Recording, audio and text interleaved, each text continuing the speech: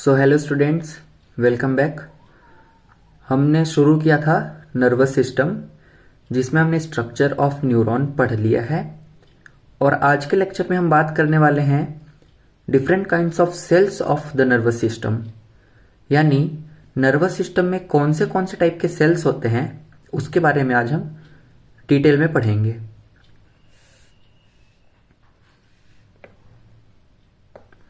जैसा कि हमने पहले भी पढ़ लिया था कि दो टाइप के सेल होते हैं नर्वस सिस्टम में।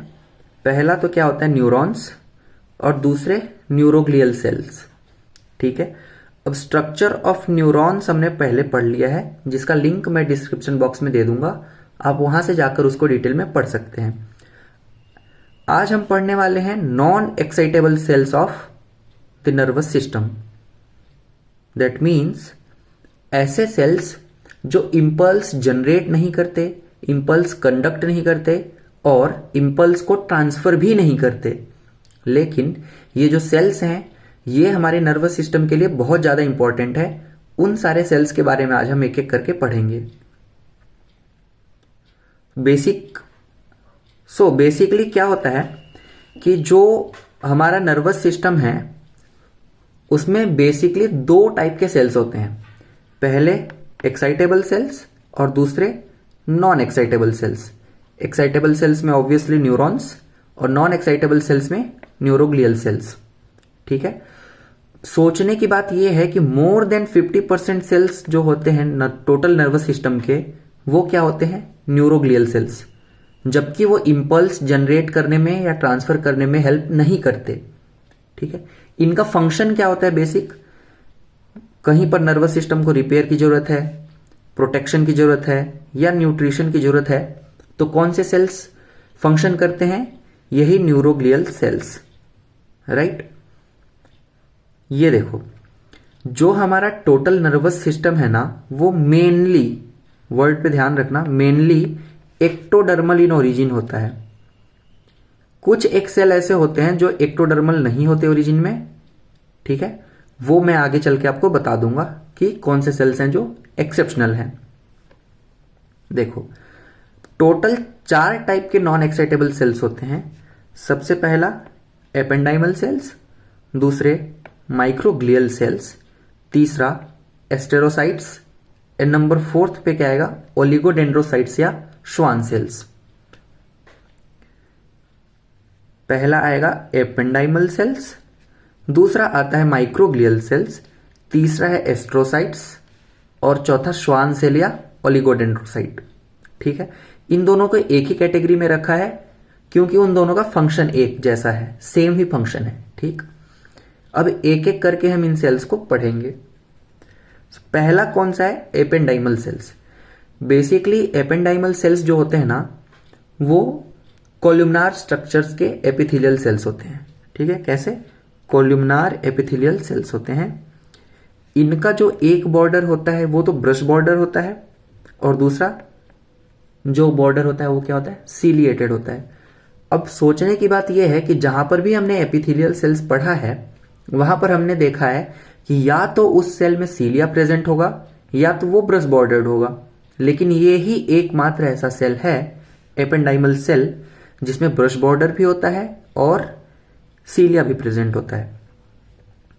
देखो, इसका स्ट्रक्चर यहां पर बनाया हुआ है, बट मैं एक और स्ट्रक्चर बना के देता हूं। ये तो हो गया ब्रश बॉर्डर, ये हो गया इसके लॉन्ग कोल्यूमनार स्ट्रक्चर,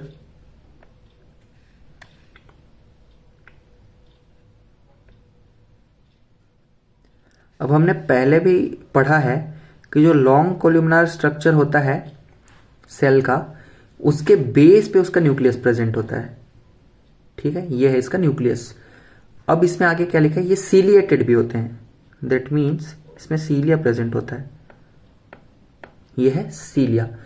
अब चूंकि इसमें सीलिया है, दैट मीन्स कि ये किसी चीज का तो मूवमेंट करवाएगा। ठीक है, तो ये मूवमेंट किस चीज का करवाता है बच्चों, CSF, सेरिब्रोस्पाइनल फ्लूइड। ठीक है, ये जो ब्रश बॉर्डर है, ये क्या है, ब्रश बॉर्डर, और ये क्या है, सीलिया। ये किसकी मूवमेंट करवाता है, CSF की मूवमेंट करवाता है। और ये क्या है, इसका न्यूक्लियस है, राइट। देखो क्या करवाता है ये, propel the circulation of CSF, यानी CSF के सर्कुलेशन को मैनेज करता है। और दूसरा क्या करता है, regulate the migration of neuroblast, यानी न्यूरोब्लास्ट सेल्स को कहां पर जाने की जरूरत है, कहां पर उनकी नीड है, उस हिसाब से ये जो सेल है सीलिएटेड कोल्यूमनार सेल, ठीक है, उसको क्या करेगा, ये मूवमेंट करवाएगा। कौन सा सेल, एपेंडाइमल सेल, ठीक है। ये प्रेजेंट कहां कहां पर होते हैं बच्चों, कहां कहां पर होते हैं, ब्रेन वेंट्रिकल्स में या central canals of spinal cord, या नहीं और, मतलब ब्रेन वेंट्रिकल्स में प्रेजेंट होगा और कहां प्रेजेंट होगा, central canal of spinal cord, मतलब ये सेंट्रल नर्वस सिस्टम में ही प्रेजेंट होता है, राइट।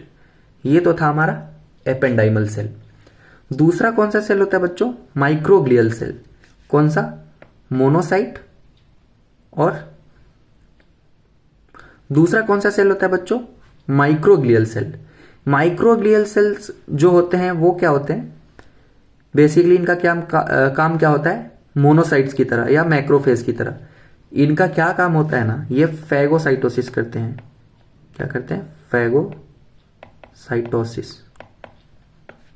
फैगोसाइटोसिस क्या होता है, कोई भी अगर फॉरेन बॉडीज है तो उसको क्या करते हैं, ये इनगल्फ करते हैं और उसको डाइजेस्ट करते हैं, जिससे क्या होता है, इन्फेक्शन नहीं हो पाता, ठीक है। ये ही एक ऐसे सेल हैं पूरे नर्वस सिस्टम में जो मीजोडर्मल इन ओरिजिन है, ठीक है। तो बेसिकली हम क्या पढ़ते हैं कि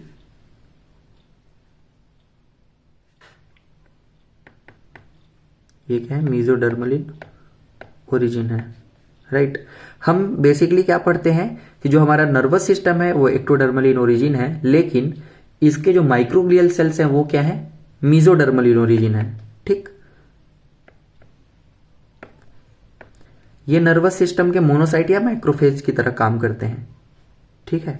ये फैगोसाइटोसिस में हेल्प करवाते हैं। देखो ये है माइक्रोग्लियल सेल्स के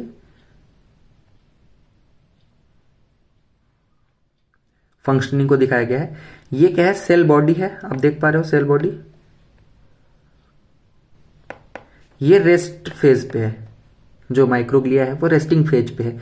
लेकिन जैसे ही कोई एक्सटर्नल बॉडी को इसने सेंस किया, ठीक है, इसके जो माइक्रोग्लियल सेल्स के प्रोसेसेस हैं ये, इन्होंने अगर किसी फॉरेन बॉडी को सेंस किया तो ये एक्टिवेट हो जाते हैं, किसकी तरह, अमीबा की तरह। इसलिए क्या कहते हैं, अमीबॉइड माइक्रोग्लिया, यानी एक्टिवेटेड माइक्रोग्लियल सेल्स जो होते हैं वो किसके शेप के होते हैं बच्चों, अमीबा, ठीक है। अमीबा की तरह ही ये क्या करते हैं, फैगोसाइटोसिस करते हैं। और फैगोसाइटोसिस करने के साथ साथ इनका मतलब क्या रिजल्ट आता है, न्यूरो प्रोटेक्शन, यानी जो माइक्रोग्लियल सेल्स है हमारे, माइक्रोग्लियल सेल्स हैं हमारे, इनका क्या काम है, न्यूरो प्रोटेक्शन, न्यूरो प्रोटेक्शन, ठीक है, neuro protection with the help of phagocytosis, ठीक है। ये था हमारा माइक्रोग्लिया। अब देखते हैं थर्ड टाइप ऑफ सेल कौन से हैं, एस्ट्रोसाइट है बच्चों। एस्ट्रोसाइट, अब आप इसके नाम से ही समझ सकते हो एस्ट्रोसाइट क्या होते हैं।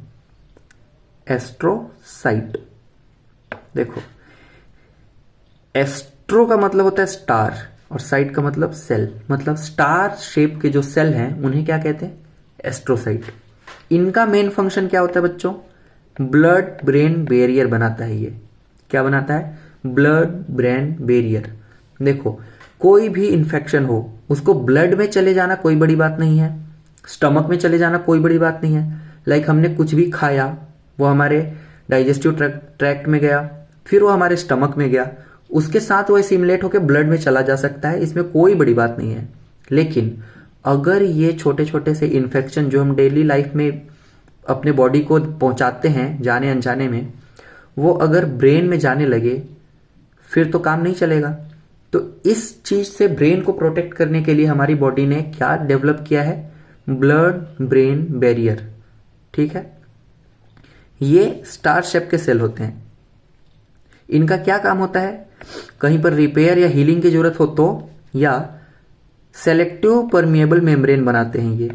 कहां पर, ब्लड ब्रेन बैरियर में। सेलेक्टिव परमिएबल मेम्ब्रेन बना के क्या करेंगे, जिस चीज की जरूरत ब्रेन को है उस चीज को ब्रेन तक जाने देंगे, जिस चीज की जरूरत नहीं है उसको बाहर ही रोक देंगे।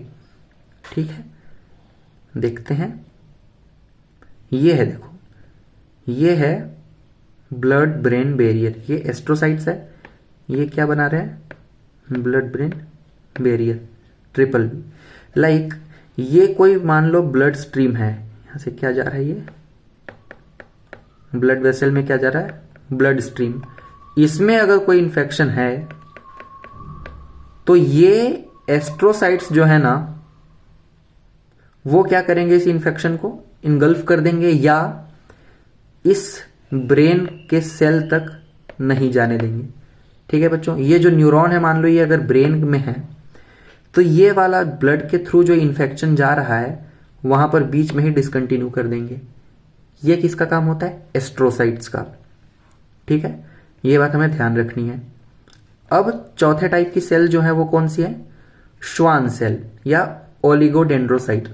इनका बेसिक फंक्शन होता है माइलिनेटेड करना, किसी भी न्यूरॉन को माइलिनेटेड करना, माइलिन शीथ बनाना।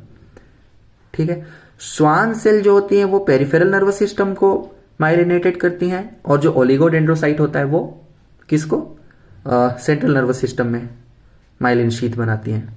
ठीक है, इनके बारे में हमने थोड़ा बहुत पहले पार्ट में भी पढ़ा था। ये देखो, ये है ओलिगोडेंड्रोसाइट, ये कोई एक न्यूरॉन है, ये कोई एक न्यूरॉन है। ठीक, ये डेंड्राइट है, ये सेल बॉडी है, ये न्यूक्लियस है। ठीक है, ये एक्सॉन है, ये एक्सॉन टर्मिनल है, और उसके ऊपर ये क्या बना हुआ है, ये माइलिन शीथ बनाई हुई है। किसने, ये माइलिन शीथ किसने बनाई हुई है, तो ये ओलिगोडेंड्रोसाइट्स ने बनाई हुई है। ठीक है, ये वाली जो माइलिन शीथ है, माइलिन शीथ बेसिकली क्या होता है कि इंसुलेटेड लेयर होता है नर्व सेल्स के ऊपर। ये क्या है, ओलिगोडेंड्रोसाइट बनाता है, या कौन बनाता है, श्वान सेल्स बनाते हैं। ठीक है बच्चों, तो ये था cells of nervous system. I hope कि ये वीडियो आपको समझ आया होगा। अगर आपको हमारा चैनल अच्छा लग रहा है तो प्लीज हमारे चैनल को सब्सक्राइब कीजिए और शेयर भी कीजिए। Thank you.